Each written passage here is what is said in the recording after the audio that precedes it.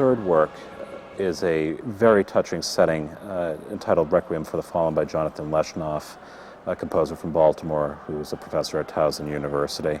And it is very different than a typical setting of a requiem. When people think about requiems, we think about masses for the dead. This really is a work for the living. When a composer works with a choir, there's an element of text and theme. And I simply was searching for a theme that I felt was relevant and important to me. And that happened to be the meaning of war and the meaning of those who give sacrifice for conflict and what is conflict.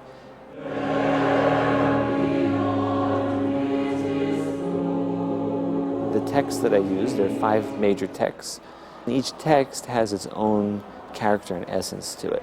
So the Requiem, the actual beginning, using the Latin words, Requiem in aeternum, is very strong. It's almost like a cry of anguish.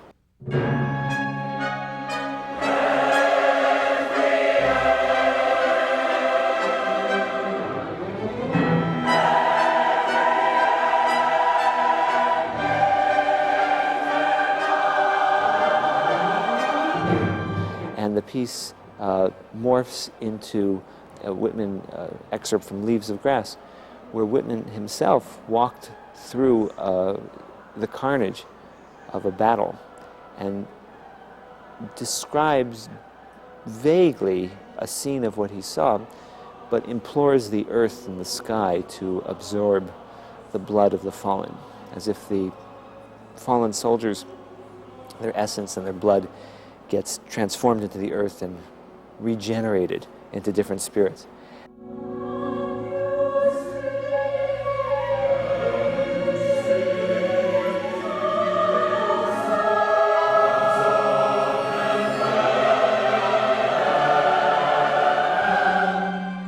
The central part of this 5-part structure is the kaddish, which is the Jewish prayer for the dead. And strangely enough, this prayer doesn't mention the dead.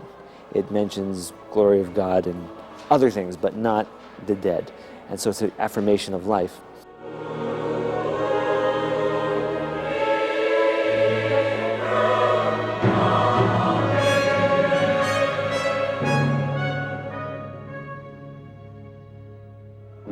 When we experience through an art form something that touches us deeply, what next?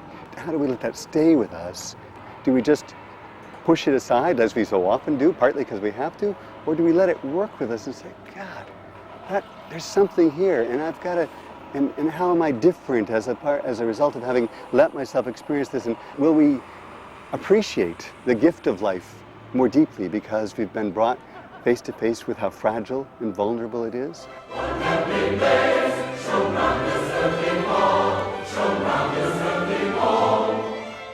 The 5th movement is my setting of the prayer of St. Francis of Assisi, where there is, Lord, make me an agent of thy peace, where there is darkness, light, let me bring light, and where there is sadness, let me bring joy.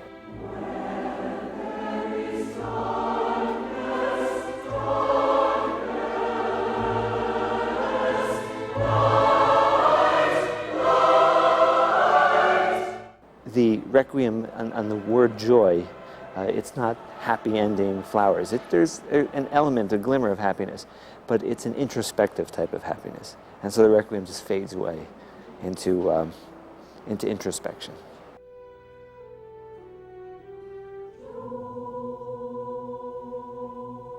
I feel as a composer, if I encourage someone to take a journey somewhere in their being, in their memory, somewhere, then I've done my job.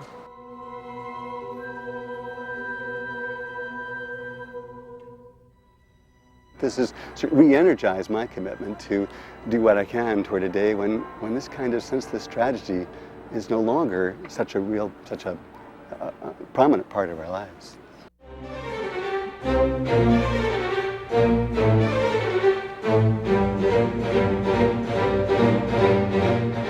Hoping that this piece, this whole collaboration, will give people time to think. And I think good art is ambiguous. I think if art was too clear-cut, it its meaning is too straightforward. Something that has shades of light and dark and gray requires you to think what it's all about. And that's where I think good art comes from.